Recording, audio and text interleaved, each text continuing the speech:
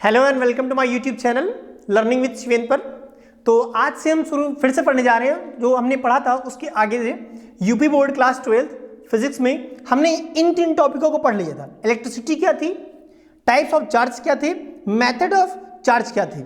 इसमें जो हम लास्ट टाइम हमने पढ़ा था वो हमने पढ़ा था कि प्रेरण द्वारा आवेशन किस प्रकार होता है।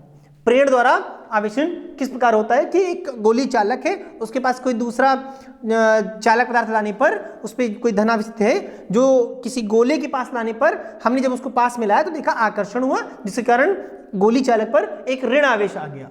हमने यहां तक पढ़ लिया था। अब देखिए इसके बाद क्या आता है। इसके बाद आपका टॉपिक आता है कि आवेश का क्वांटमीकरण क्या होता है। आवेश का क्वांटमीकरण क्या होता है कि पहले पढ़ लीजिए। देखिए क्या कह रहे हैं, प्रकृति में पाया जाने वाला न्यूनतम आवेश इलेक्ट्रॉन का आवेश है। इसे स्मॉल ई से प्रदर्शित करते हैं। किससे प्रकट करते हैं? स्मॉल ई से। किससे? स्मॉल ई से प्रदर्शित किया जाता है। स्मॉल ई से प्रदर्शित करते हैं, प्रकट करते हैं। अतः प्रकृति में ई से छोटा आवेश संभव ही नहीं है। सबसे छोटा आवेश कैसा है? ई यानी कि इलेक्ट्रॉन है। किसी वस्तु द्वारा प्राप्त आवेश इलेक्ट्रॉन के आवेश का कितना होता है? पूर्ण गुणज होता है। पूर्ण गुणज, आप इस बात को नोट करके रखिएगा। मैं आपको इसका मतलब बताऊंगा कि पूर्ण गुणज का मतलब क्या होता है। पूर्ण गुणज होता है आवेश के इस गुण को आवेश का क्वांटमीकरण या परमाणुकता कहते हैं। अतः किसी वस्तु पर आवेश Q n डॉट E, जहां पर n 1 2 3 4 5 6 या इन्फिनिट अनंत तक हो सकता है, तथा एक इलेक्ट्रॉन का मान माइनस में 1.6 into 10 to the power -19 coulomb का होता है। चलिए इसको समझते हैं। कहना कि आवेश का क्वांटमीकरण कहना क्या चाहता है। देखिए क्या कहना चाहता है। आप मान लीजिए हमने एक पदार्थ लिया सोडियम। क्या लिया? सोडियम।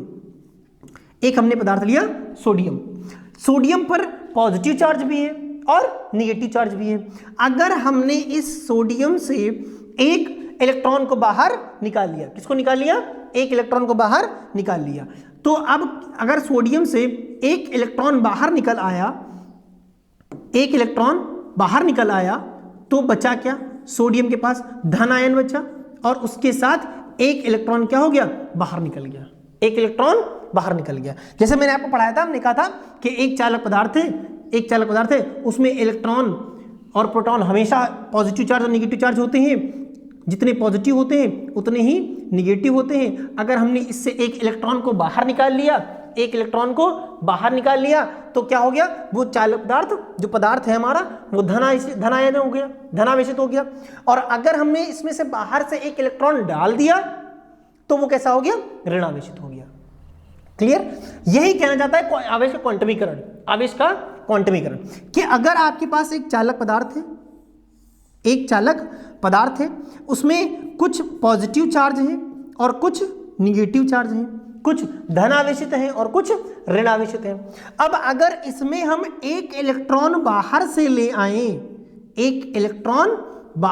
आए, ये जो बाहर से, जैसे ही हम इस इलेक्ट्रॉन को बाहर से इस पदार्थ पर लेकर आएंगे, ये पदार्थ कैसा हो जाएगा? ऋणावेशित। तो हम कहेंगे क्या कि हम कहेंगे अब आवेश इस पर कितना हो गया? कैसा ऋणावेशित हो गया? कैसा आवेश हो गया? Q बराबर नंबर ऑफ इलेक्ट्रॉन। n का मतलब नंबर ऑफ इलेक्ट्रॉन, यानी कि कितने इलेक्ट्रॉन लेकर आए?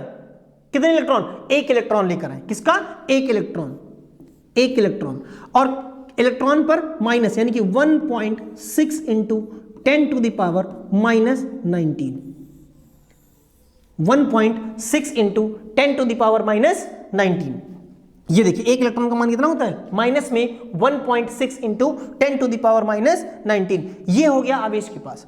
अब अगर सोचिए कि अगर हमने इसमें से आवेश को लाए ना होते, इस वाले इलेक्ट्रॉन को, ये जो माइनस वाला आवेश है, इसको लाए ना होते, एक इलेक्ट्रॉन को उसमें से बाहर निकाला होता, तब क्या होता? देखिए इधर, तब क्या होता?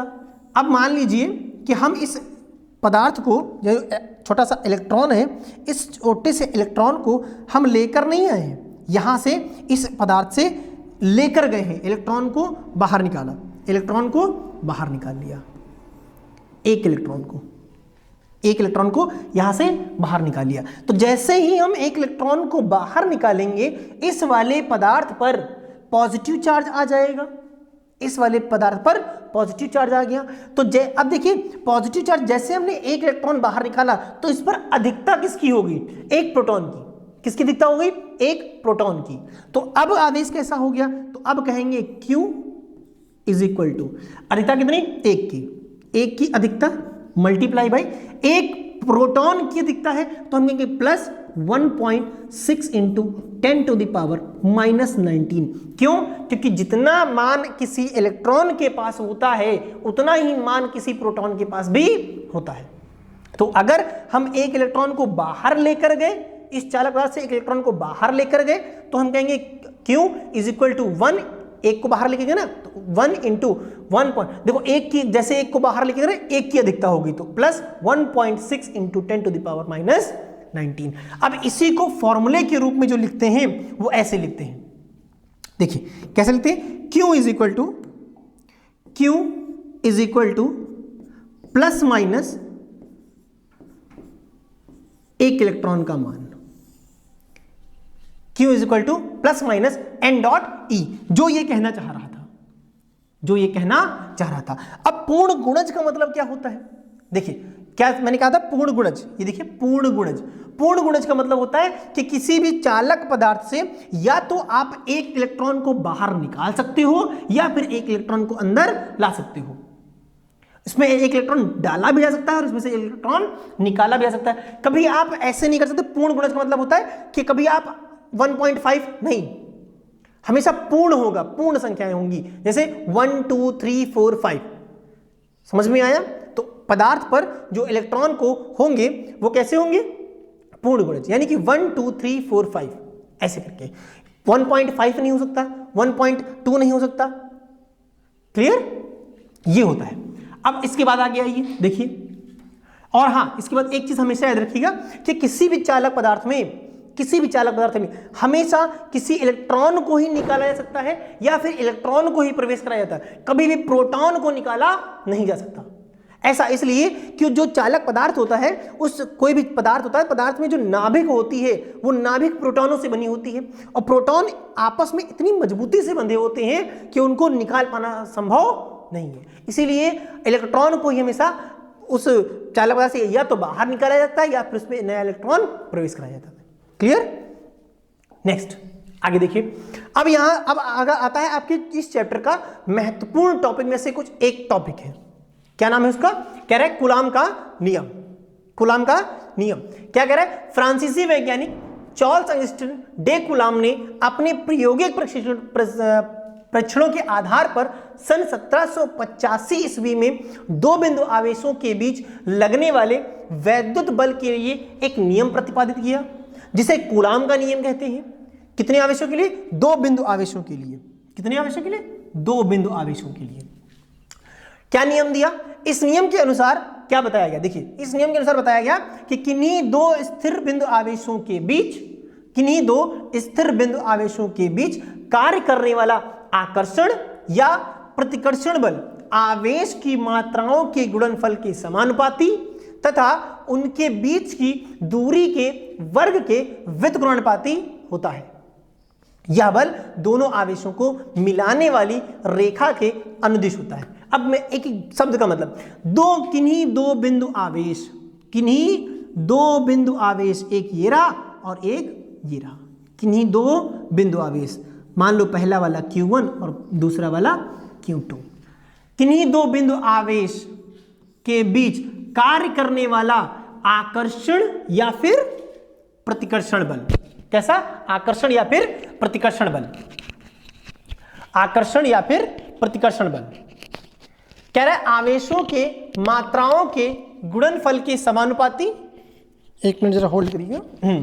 आवेशों की मात्राओं के गुणनफल के समानुपाती, इन दोनों के समानुपाती। देखिए, आकर्षण या प्रतिकर्षण बल का मतलब कि अगर ये पॉजिटिव है और ये पॉजिटिव है तो दोनों आवेश एक जैसे हो गए सजातीय आवेश, हमेशा सजातीय आवेश में क्या होगा, प्रतिकर्षण होगा, एक दूसरे से दूर हटेंगे, तो ये हो गया प्रतिकर्षण बल। और अगर विजातीय होते, एक पॉजिटिव एक निगेटिव, तो आकर्षण होता, ये होते विजातीय आवेश। ठीक है, कह रहे आकर्षण या प्रतिकर्षण बल आवेश की मात्राओं के, दोनों आवेशों के दूरी के वर्ग के व्युत्क्रमणुपाती होता है। इस परिभाषा में इसका नियम जो दिया गया वो था F is equal to 1/4 pi epsilon not K Q1 into Q2 upon में R स्क्वायर। क्या था, F is equal to 1/4 pi epsilon not Q1 Q2 upon R square. देखिए अब आते हैं कूलाम के नियम की उत्पत्ति कैसे हुई, कैसे उत्पत्ति की। देखिए माना कोई दो बिंदु आवेश, एक है Q1, पहला वाला कौन Q1 और दूसरा वाला Q2। माना कोई दो आवेश, सजातीय आवेश Q1 और Q2 हैं, दोनों आवेशों के बीच एक मिलाने वाली रेखा है, दोनों आवेशों के बीच की दूरी क्या है, स्मॉल r।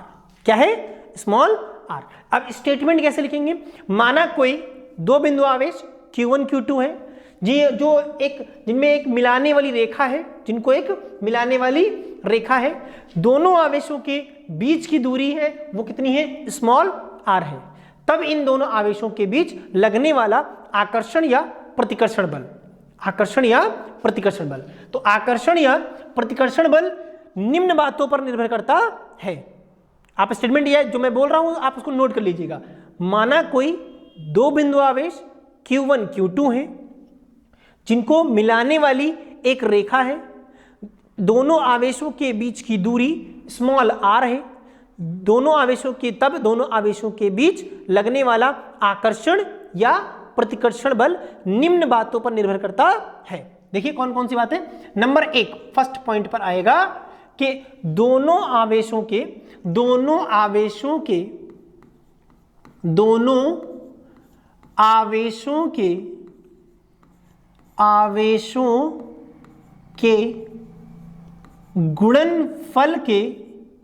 गुणनफल के अनुक्रमानुपाती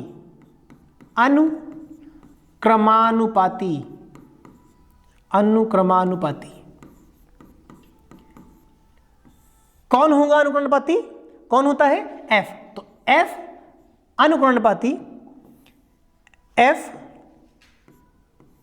अनुक्रमानुपाती दोनों आवेशों के गुणनफल, और दोनों आवेश जैसे Q1 और Q1 इंटू Q2, दोनों आवेशों के गुणनफल के अनुक्रमानुपाती होता है। कैसा होता है, अनुक्रमानुपाती। इसको मान लीजिए इक्वेशन नंबर फर्स्ट, समीकरण नंबर पहला।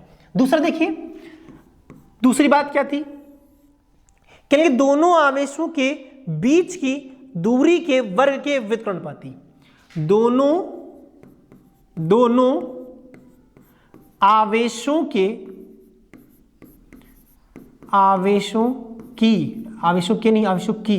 बीच की दूरी का मतलब क्या, स्मॉल r, दूरी के वर्ग के कैसा। देखिए इसमें अनुक्रमानुपाती था और इसमें क्या होगा, व्युत्क्रमानुपाती।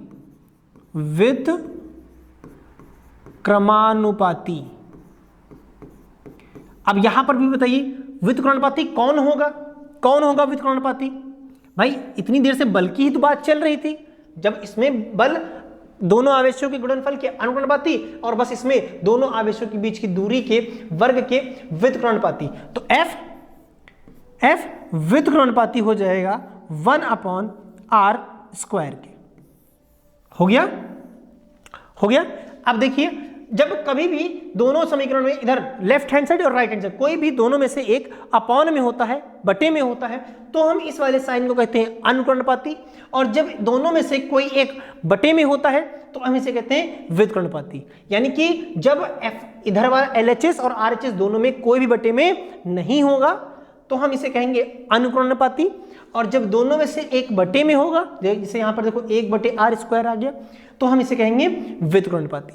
अब समीकरण 1 और समीकरण 2 को अगर एक साथ लिखा जाए, समीकरण 1 देखिए, समीकरण याद रखिएगा, f अनुक्रमानुपाती Q1 Q2/r² और दूसरा f व्युत्क्रमानुपाती 1/r²। तो समीकरण 1 और समीकरण 2 से दोनों को समीकरण 1 व समीकरण 2 से दोनों को एक साथ लिख लें। तो दोनों को एक साथ लिखेंगे तो f व्युत्क्रमानुपाती Q1 into Q2 upon में r²। अब जब दोनों को देखिए इधर, जब हम दोनों संख्याओं को गुणन में लिखेंगे तो इसके अपॉन में 1 मान लेंगे, ऊपर का मल्टीप्लाई करेंगे तो Q1 Q2 का मल्टीप्लाई इससे करेंगे तो Q1 इंटू Q2 ही आएगा, और r2², यहाँ पे स्क्वायर है, सॉरी स्क्वायर, अगर हम यहां पर करेंगे तो ये r² आ जाएगा। दोनों बराबर नहीं है तो दोनों को बराबर करने के लिए हम एक कांस्टेंट वैल्यू लेकर आएंगे। कैसी constant value? f is equal to बराबर हो गया 1/4 एप्सिलॉन नॉट के Q1 इंटू Q2 अपॉन में r²। Q1 into Q2 upon में r²। ये था कूलाम का नियम का सूत्र। ये क्या है? कूलाम के नियम का सूत्र। इस प्रकार ये नियम की उत्पत्ति हुई। फिर से देख लीजिए एक बार। इस प्रकार कूलाम के नियम की क्या हुई? उत्पत्ति हुई। क्या बताया? दोनों आवेशों के गुणनफल के अनुक्रमानुपाती और दोनों आवेशों के बीच की दूरी के वर्ग के व्युत्क्रमानुपाती होता है। कौन? आकर्षण या प्रतिकर्षण बल। दोनों समीकरण को एक साथ लिखा तो देखा दोनों बराबर नहीं। दोनों को बराबर करने के लिए हम एक कांस्टेंट वैल्यू लेकर आएंगे 1/4 एप्सिलॉन नॉट के Q1 Q2 अपॉन r²। आप यहां पर लिख देना, यही कूलाम का सूत्र है। क्लियर? अब देखिए नेक्स्ट। अब कूलाम के नियम की शर्तें क्या क्या थी? कूलाम के नियम की शर्तें क्या क्या थी? किन किन चीजों के लिए कैसी शर्तें होनी चाहिए जब कूलाम का नियम लग जाएगा? तो देखिए कूलाम का नियम लागू होने की शर्तें हैं। कूलाम का नियम लागू होने की निम्नलिखित शर्तें हैं। आप ये हेडिंग डालकर लिख दीजिएगा, कूलाम का नियम लागू होने की निम्न शर्तें हैं। कौन कौन सी? कूलाम का नियम केवल 2 बिंदु आवेश, यहां पे बढ़ा लीजिएगा, केवल 2 बिंदु आवेश के लिए लागू होता है। कूलाम का नियम केवल 2 बिंदु आवेश के लिए लागू होता है। कूलाम का नियम प्रत्येक प्रायोगिक प्रशिक्षण में सत्य पाया गया। कैसे? प्रत्येक प्रायोगिक प्रशिक्षण में सत्य पाया गया, पूर्णतः सिद्ध पाया गया। यह परमाणु के भीतर भी लागू होता है, क्योंकि यह धन आवेशित नाभिक तथा ऋण आवेशित इलेक्ट्रॉन के बीच कार्यरत बल को यथार्थ रूप से वर्णित करता है। यानी कि कूलाम का नियम परमाणु के भीतर भी लागू होता है। परमाणु के भीतर जो नाभिक होती है, नाभिक में जो प्रोटॉन होते हैं और उसके चारों तरफ इलेक्ट्रॉन चक्कर लगा रहे हैं, वहां पर भी ये नियम पूर्णतः लागू होता है। और उसके साथ उनके बीच कार्यरत बल, ये देखिए यानी कि उनके बीच जो बल लगता है आकर्षण का, उसको यथार्थ रूप से वर्णित करता है, पूर्णतः सिद्ध करता है। यह सरल नियम परमाणुओं से अणु तथा अणुओं से ठोस व द्रव में बद्ध करने वाले बलों का सही वर्णन करता है, एकदम सही वर्णन करता है। फिर कूलाम बल केंद्रीय बल है, अतः वैद्युत बल संरक्षी बल है। कूलाम बल कैसा बल है? केंद्रीय बल, और वैद्युत बल संरक्षी बल है। ठीक है। कूलाम का नियम नाभिकीय दूरियों 10⁻⁻15 मीटर से अधिक की दूरियों के लिए लागू होता है। कितनी दूरी? यानी कि नाभिकीय दूरियां कितनी दूरियां होनी चाहिए? 10⁻15 मीटर से अधिक की दूरियों के लिए लागू होता है। इसका कारण यह है कि 10⁻15 मीटर से कम दूरियों के लिए प्रबल नाभिकीय आकर्षण बल विद्यमान रहते हैं, जो कि अन्य सभी बलों पर प्रभावी हो जाते हैं। ये थे कूलाम के नियम की 4 शर्तें। आप इस क्वेश्चन को इंपॉर्टेंट बना लीजिएगा। ये आपके परीक्षा की दृष्टि से बहुत ही इंपॉर्टेंट क्वेश्चन बन जाता है, क्योंकि ये क्वेश्चन अभी बोर्ड एग्जाम में बहुत ही जल्दी पूछा ही गया है कि कूलाम के नियम की शर्तें क्या थी। तो आप इन चारों को नोट कर लीजिएगा और उसके साथ ही इनको याद भी करना है आपको। ठीक है। तो क्लास आज के लिए इतना ही। अब मिलते हैं हम लोग कल फिर से एक नई वीडियो के साथ, नए टॉपिक के साथ, और देखते हैं कि आने वाले समय में हम जब बोर्ड एग्जाम के लिए जब पहुंचेंगे, जब तक बोर्ड एग्जाम के लिए, तब तक आप बेहतर नहीं बेहतरीन तरीके से आप तैयार हो चुके होंगे बोर्ड एग्जाम के लिए। फिजिक्स में 70 लाने का प्रयास करिए। आप लगे रहिए यहां पर हमारे प्लेटफॉर्म पर, आपको पूरा का पूरा कॉन्सेप्ट एक साथ चलता रहेगा। तो अगर आपको ये वीडियो अच्छी लगी हो और पढ़ाया हो, सबको समझ में आया हो, तो हमारे वीडियो को लाइक करें, चैनल को सब्सक्राइब करें, और नीचे कमेंट बॉक्स दिया गया है, उस कमेंट बॉक्स में कमेंट करना ना भूलें, क्योंकि आपका फीडबैक हमारे लिए एटीपी का काम कार्य करता है, हमारे लिए वो ऊर्जा का कार्य करेगा जो आपको इस प्रकार की नई स्लाइड लाने का, नई प्रकार की स्लाइड आने का, और उसके साथ थ्योरी के माध्यम से आपको पूर्णतः पढ़ाया जाएगा। तो आप इस कॉन्सेप्ट को पढ़ते रहिए और समझते रहिए। एक एक टॉपिक यहां पर आपका कॉन्सेप्ट के साथ क्लियर होगा। अगर आपका कोई भी डाउट रह जाता है तो आप कमेंट बॉक्स में कमेंट कर सकते हैं। आपके कमेंट को यहां पर उस डाउट को लगाया जाएगा, और उस डाउट को डिफाइन किया जाएगा कि आखिर ये घटना हुई कैसे, उस टॉपिक को बताया जाएगा। ठीक है, तो अगर आपको वीडियो अच्छी लगी हो तो हमारे चैनल को सब्सक्राइब करें, वीडियो को लाइक करें। ये देखिए, वीडियो को लाइक करें और चैनल को सब्सक्राइब करें, और वीडियो को ज्यादा से ज्यादा लोगों के पास शेयर करें। क्यों? क्योंकि ये नॉलेज ऐसा है जो जितना ही बढ़ता चला जाएगा आपके लिए उतना फायदा होगा। ठीक है, तो आज के लिए इतना ही। मिलते हैं कल एक नई वीडियो के साथ, नए टॉपिक के साथ। Thank you class.